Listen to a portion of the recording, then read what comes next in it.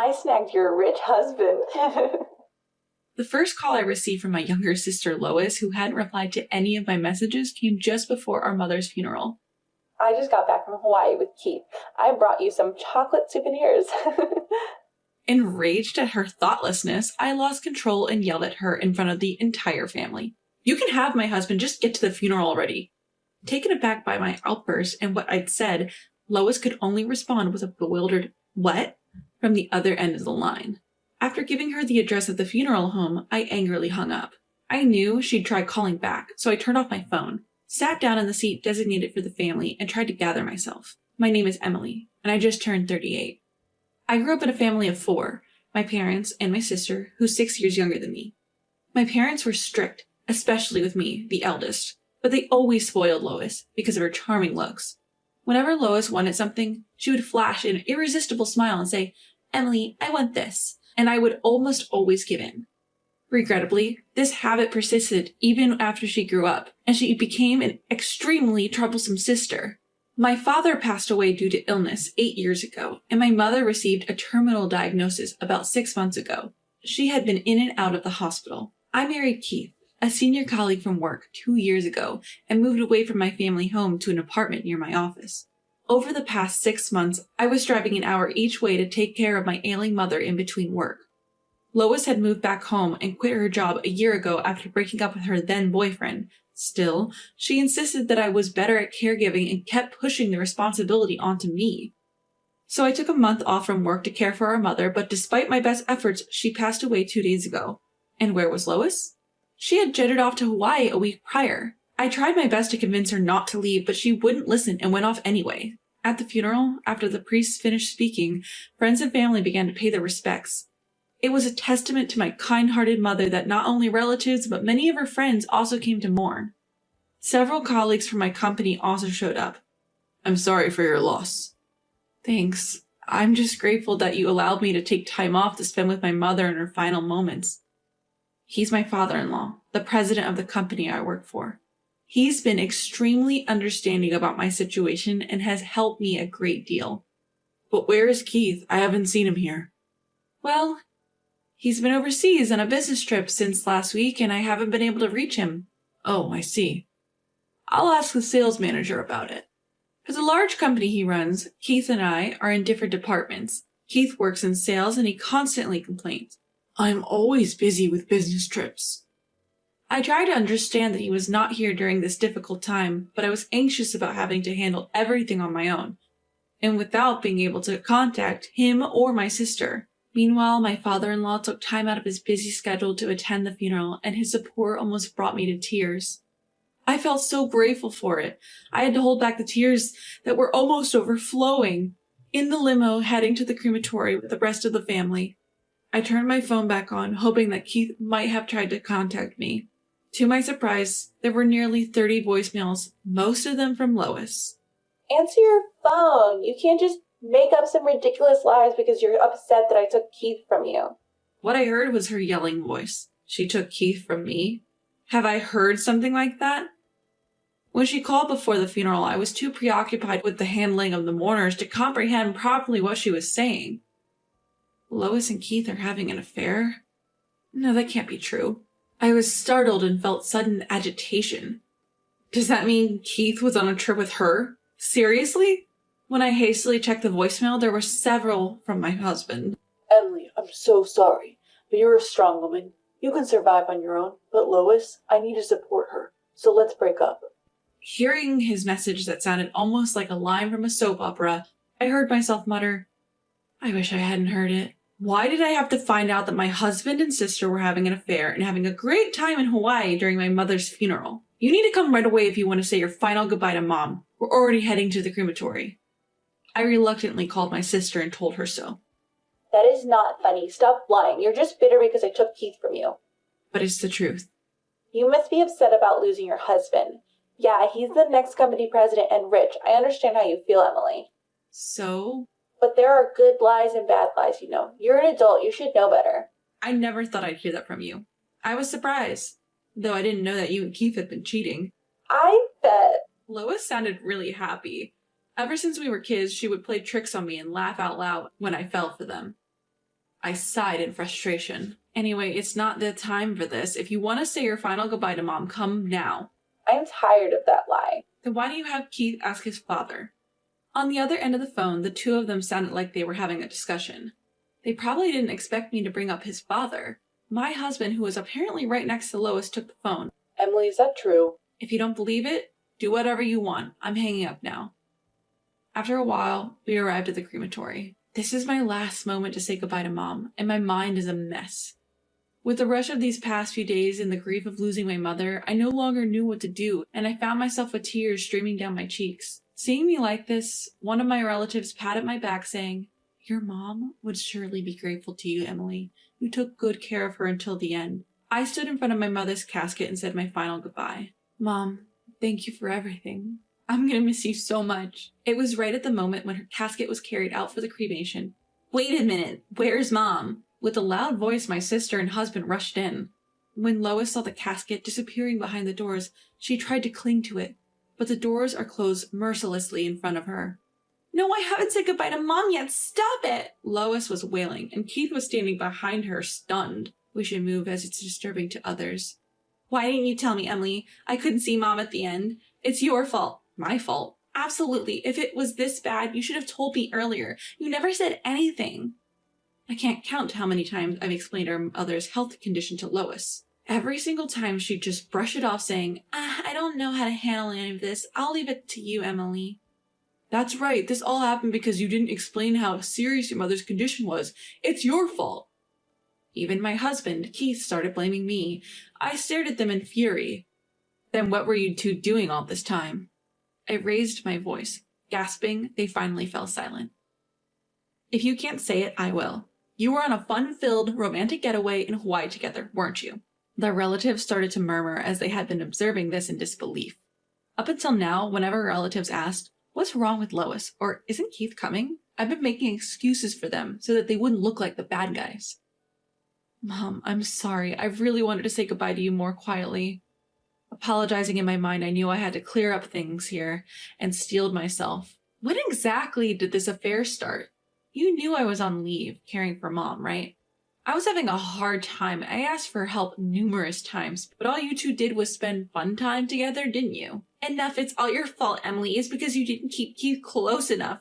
What's that supposed to mean? "You need to prioritize your husband more. He said he was bored at home because all you talk about is work and caregiving. Poor Keith." Oh, so that's what he said.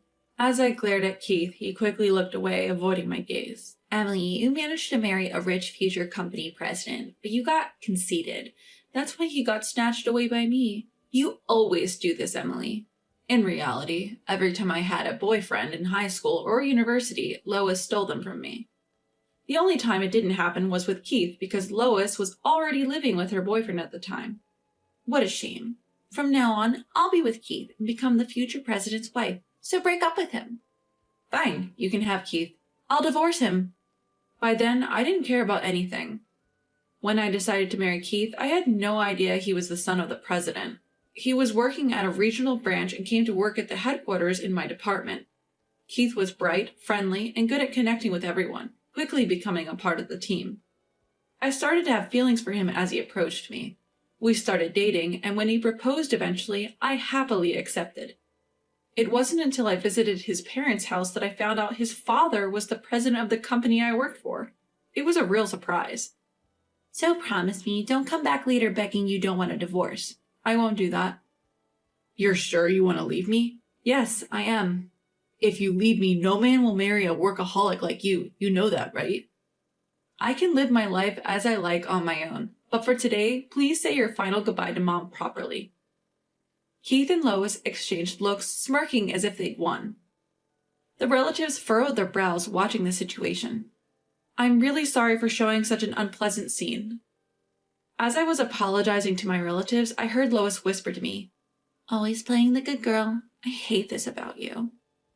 I've put up with a lot because she was my little sister, but I'll stop considering her as such. I'm getting divorced from Keith, and I have no family left. All I need to do is prepare myself for that. I bit my lower lip hard. 2 weeks have passed since then.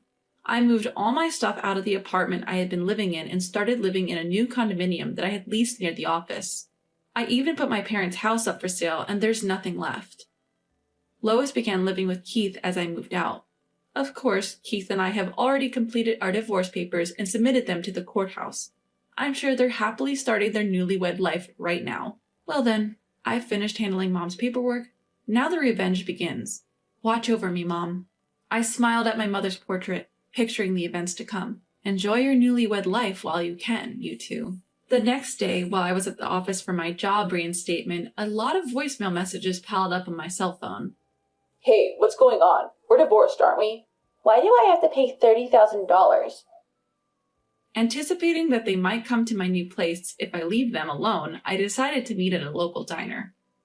As soon as we started talking, Keith was frothing at the mouth and yelling, I received a document from a lawyer. What's this all about? We're already divorced, aren't we? Exactly. I don't understand. I had asked a lawyer to claim $40,000 from Keith as my share of the property and $30,000 from Lois for her part of the medical care coverage for our mother. The documents must have arrived at their place. It's something that they should have expected, but they probably didn't. I was exasperated. You just need to pay what you owe. That's not fair. Listen, don't think you can get away with what you've done. I've suffered from tremendous emotional distress. Should I sue you for that as well? Emotional distress? You cheated. That's a fact. So pay up. They fell silent for a moment, probably realizing they couldn't argue with the law. Then, after a while, Lois started looking down at me. So, Emily, you're just after the money after all. Fine. I'll let Keith pay. If I borrow money from my dad, we can easily prepare the $70,000.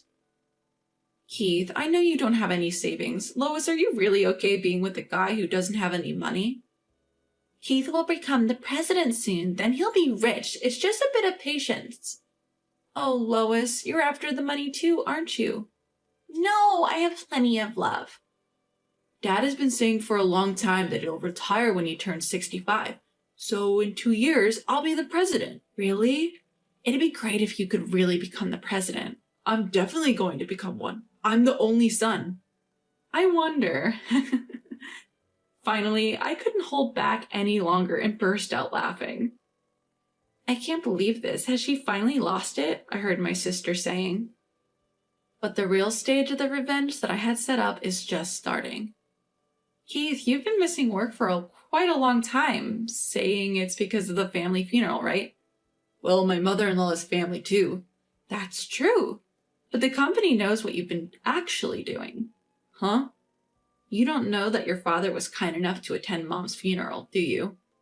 I had purposely not informed Keith and Lois about this, so Keith believed that his father knew nothing about what was going on. I've let the company and the president, your father, know that you lied about taking family leave for caregiving and went off to Hawaii with your mistress instead. Oh, You never did any caregiving at all. You have the gall to act so brazenly, and you've been off work with Lois on several of your business trips, haven't you? I've reported that too. How did you find out? Lois has been posting photos on social media showing where and when she went out. Plus, there were a few pictures with you in them. How shocking. Huh? You knew about my social media? It's the same account you had back when you were in high school. Of course I'd know. Lois looks uncomfortable, and Keith is taken aback by my words. Hey, is it true that Dad knows everything? Just as my mother was family to you, your father considered her his family. And of course he would know about the family funeral, as it should be reported to the company. Even after the funeral, he cared about me and had contacted me several times. So I had reported all the past events to him. He is quite furious. Also, he said he has absolutely no intention of making you the next president. Huh? But I'm his son! He said he doesn't remember ever saying that our company follows the principle of hereditary succession. Also, he told me to convey that he doesn't need a son who would do such disloyal acts. Huh? So Keith isn't going to be the president? As I silently smiled at them, their faces turned pale. I decided to press them even more. And just to let you know, I'm becoming the president starting next month. Huh? Actually, I had just received the official notice from the president and my superiors at the company. I have officially been appointed as the new president. There is no way they'd let you become the president. If you think it's a lie, why don't you call your father right now and ask? Keith is frantically calling his father. Lois, his new wife, is watching anxiously. So Emily is becoming the president. It was true. So I can't become the president's wife? If I knew that, I wouldn't have stolen you from Emily. But you just told me you love me.